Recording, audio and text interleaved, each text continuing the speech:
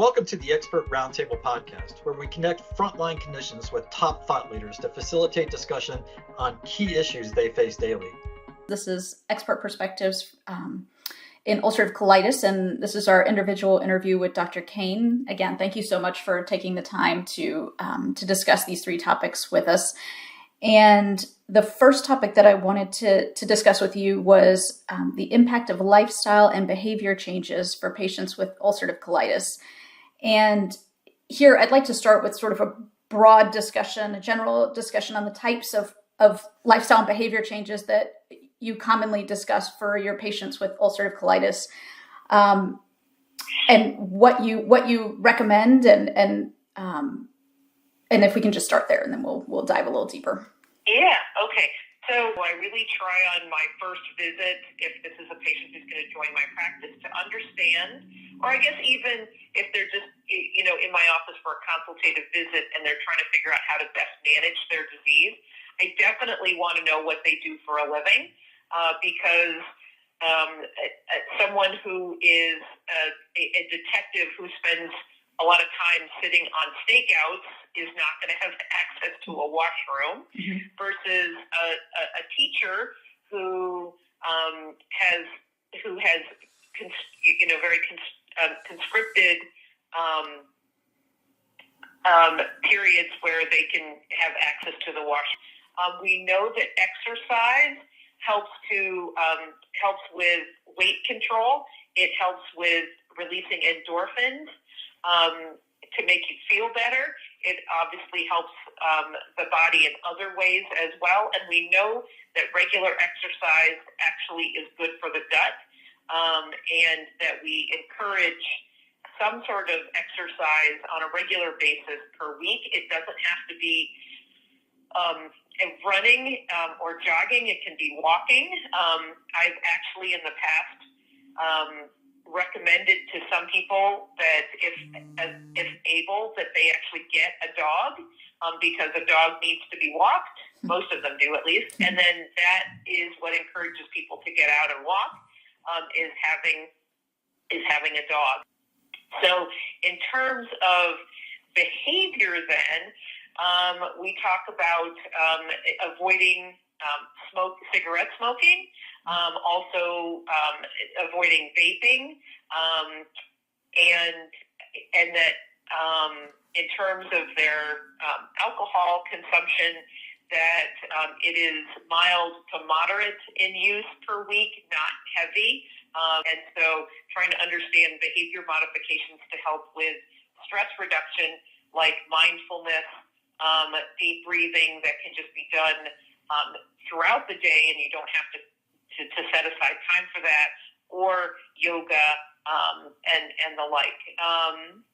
And then whether someone needs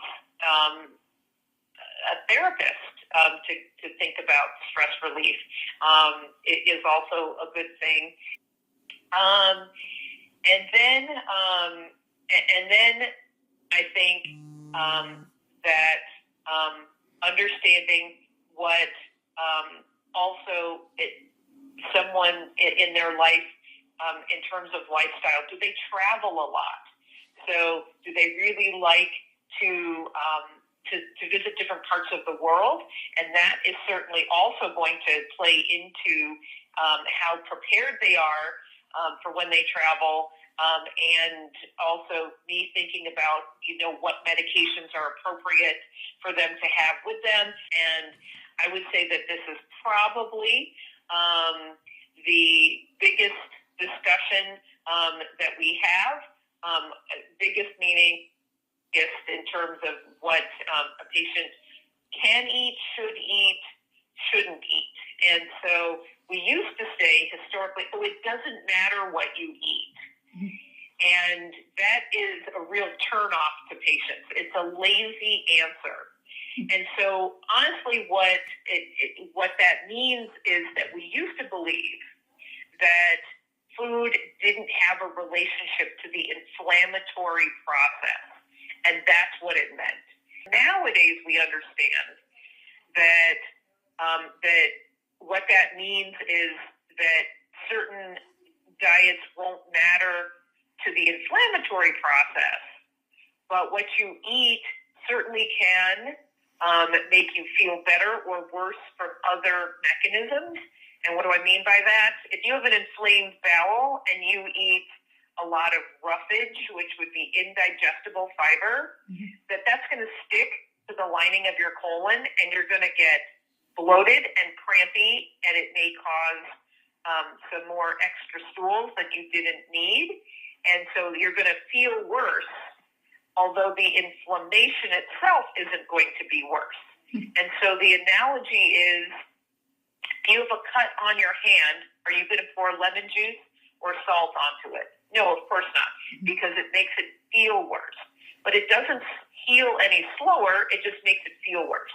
So the same thing with certain foods for the gut in terms of ulcerative colitis. And we know that there are now anti-inflammatory properties to certain kinds of foods, and that the easiest recommendation to make is that a patient change to a Mediterranean diet. A diet for an ulcerative colitis patient does not need to be gluten-free, because celiac disease and gluten in particular are processed in your small intestine, and ulcerative colitis is a condition of the colon. All right. Excellent. We are, I think, ready to move on to the second topic, which I think is really interesting. It's a discussion on ulcerative colitis in older adults and some of the things that that we need to consider there. And again, I wanted to sort of start off broadly with just a discussion, because I know in my mind, I would think the same thing. Historically, we've sort of thought about UC as, in a younger population. And so just a baseline of sort of how the epidemiology of disease is changing or not, and why that matters, before we talk a little bit more about, some special things that we need to think about in the older population. Right. We used to think about ulcerative colitis being young, 18 to 35. Mm-hmm. And then we started to notice that there's this whole new category, which is VEO IBD, which is very early onset of IBD, meaning like age 3. And then we started noticing that we were seeing this second bump between 55 and 65. And now that's getting stretched even further, in age, because people are living longer. It can be super confusing to know what older means, because some literature starts at 55, some starts at 60, some starts at 65. And so you really have to be careful what somebody is using as their definition. Geriatric is also a very nebulous term, right? And that's in the eye of the beholder. And, we always joke that as we as providers get older, that definition of older keeps getting pushed back. There is this concept of the 5 M's of geriatric care. And the 5 M's include mind. So you have to think about, just age-related senility and dementia, mobility, medications, because a lot of these patients are on multiple medications, multi-complexity, meaning that you've got to think about their heart, their lungs, their bones, as well as their colon. And then the last one is matters most. So you have to prioritize what to them matters the most. And that might be also with family involved in that decision of what matters most. So, you care that somebody has ulcerative colitis, but that if they are in, end-stage heart disease, heart failure, do you really care that they're having 3 stools a day instead of 1 form 1? Probably not. But somebody who has limited mobility and is having 7 bloody bowel movements a day, yes, it's suddenly a big deal, and that you have to think about, their colitis and their, how are you going to manage their medications. It's really interesting that there are data to show that the older you are, the less likely you are to be offered a biologic. That makes sense because of the fear of the immune suppression. Mm-hmm. However, ironically, it means that the older people are just getting more steroids, which is the worst immune suppressant for patients. And so it's this catch, it's sort of, again, it's ironic that, somehow magically steroids are not as, dangerous. They're worse. And so you pick the biologic that perhaps has the most acceptable risk profile, but then also you have to think about, you always have to think about cost and coverage. Mm-hmm. And when a patient is Medicare age, that might be the sixth M is Medicare, and that you just don't have access to certain meds because the government says, well, we're not going to pay for that. Mm-hmm. And that the patient may have some sort of like secondary, Humana care or whatever, for medications. And yes, it's going to pay for their, antihypertensives and their statin and their diabetes meds. But when it comes to a biologic, that, oh, sure, we'll cover it, quote unquote, but the copay is 20%. And 20% of $14,000 is a lot. Right. The other big issue is frailty. So, we think about somebody who's 75 who may be frail, but that 75-year-old may be really active, and they go out and they walk their golf course 3 times a week, right? So they're getting exercise, and they are not frail. Somebody who's 40 and ill and has been on steroids, or like my 18-year-old who just got hospitalized for the 4th time for her bad ulcerative colitis, who is BMI of 17, she is more frail than the 75-year-old who is out walking the golf course 3 times or 4 times a week. So you have to you have to really individualize. Chronologic age does come with certain things, but it's also not a barrier. Chronologic age shouldn't be a barrier to thinking about what options that patient has. Thanks.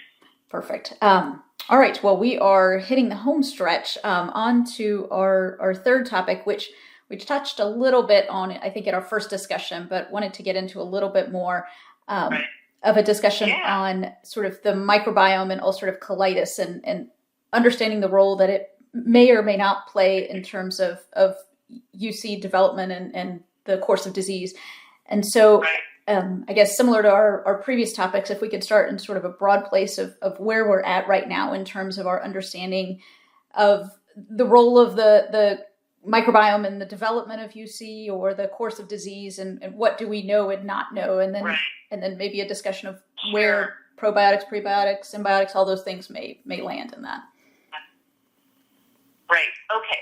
So, just in broad strokes, the area of studying the microbiome in general is expanding exponentially. That we understand that the microbiome can drive all sorts of different kinds of health states, and one of those being the immune system, both locally in the colon, but also systemically. That the data that the studies that have been done it shows that patients who have ulcerative colitis have a different microbiome with some of the more anti-inflammatory species of bacteria than a patient who doesn't have ulcerative colitis. Now, the question is, which came first, right? Mm-hmm. It's chicken and egg. Yeah. do they have an altered microbiome because they have ulcerative colitis, or do they have ulcerative colitis because they have an altered microbiome? And so the only way we're going to know that is with prospective studies of looking at people's microbiomes on a serial basis, and then look to see who of those patients have developed ulcerative colitis. So if we just know that the microbiome of an ulcerative colitis patient is different than a healthy person, the microbiome is not static. So the microbiome can be manipulated and does change based on their disease activity. And so when patients ask me, should I be on a probiotic? I tell them that probably you can change your microbiome if you were to take, on a consistent basis, a probiotic. Which one should you take? Depends on what level of your disease activity are we at, but then also other personalized, individualized characteristics. How do you know which is the right one? Unfortunately, it's a lot of trial and error. So when I talk about trying a probiotic, I give a list of ones that are sort of consistent in their quality assurance. That the one box and one batch is as good as and equal to the next batch that's made, and that they need to try different ones for about a week to see what it does for them. I also encourage probiotics for folks who are having a hard time getting to full remission, or those who have certain irritability type of symptoms like the bloating, the stools that are not quite solid yet, that they might be more frequent. A patient who has ulcerative colitis, who's on a therapy, who has one form stool a day and no bloating and no complaints, I find it hard to tell them to take a probiotic because I don't know what the end goal is. Okay, perfect.